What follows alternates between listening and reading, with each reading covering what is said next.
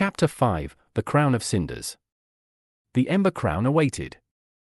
The final seal behind you collapsed into ash, sealing the temple. Ahead, a vast sanctum revealed itself, circular, cavernous, shaped like a crown's hollow interior. Spires of blackened stone rose like teeth, humming with ember light. At its center, on a pedestal of fused bone and slag, floated the crown. It hovered inches above the iron, glowing with a deep, pulsing light.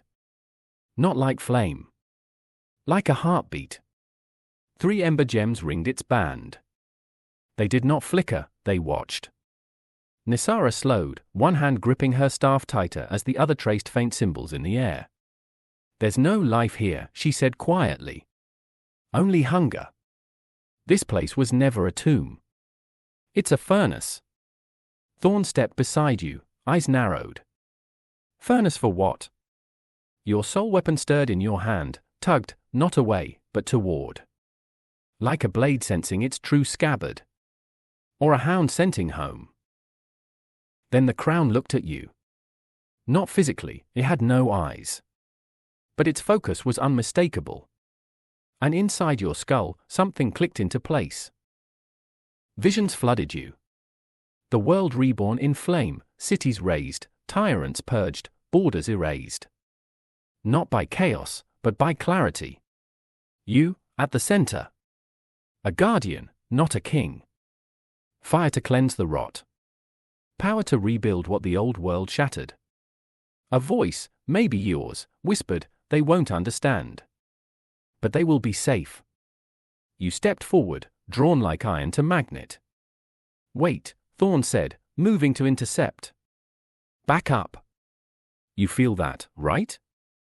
That pull? It's not right." "She's feeding on you," Nisara added. "The crown, it's not showing you the truth. It's giving you what you want." You hesitated. Just for a breath. Then your hand closed around the ember crown. The world detonated. Flame erupted from your chest, incinerating the pedestal. The crown screamed, metal fusing with your skull, veins igniting with red-hot runes. Your weapon howled. Not in protest, but joy. Recognition. It had found its master. You rose. Taller. Stronger. Unbound.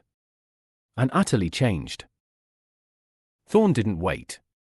He charged, not with a killing strike, but a disarming one. His dagger aimed for your gauntlet. It sliced cleanly through muscle. The wound hissed, sealed instantly. You turned. Without thought. Grave Howl moved. The blade impaled Thorn through the ribs. He exhaled, no curse, no scream. Just air and disappointment. You caught him before he collapsed. His gaze locked on yours. "You knew better," he rasped. Then he was gone. You screamed. Or maybe you didn't. The chamber did. Nisara's magic flared, black flame spiraling up the walls. She shouted a spell older than any you'd heard her speak, and a spectral dome slammed into place around you both. "This isn't you," she shouted. "You promised me we'd end this. We'd burn the darkness, not become it." Your fingers twitched. The crown tightened its grip. You saw her not as Nisara, your friend, but as Nisara, the threat. She would take it from you. You lunged. She held the line longer than anyone should. Her spells lit the temple like fireworks, barriers forming in rapid succession. Your soul weapon carved through them like paper. Even wounded, she aimed to bind, not kill. Then you slipped past her guard. Grave Howl drove through her chest.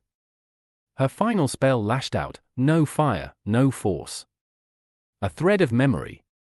You saw the 3 of you huddled in a tent, soaked in rain and blood, laughing over Thorn's terrible stew. You saw Nisara watching you sleep on night watch, just to be sure the nightmares didn't come. You saw her, afraid, but never of you. Then she was gone too. And still you wept nothing. The chamber quieted. You ascended to the dais, Grave Howl humming, black with ember veins. The crown pulsed in rhythm with your breath.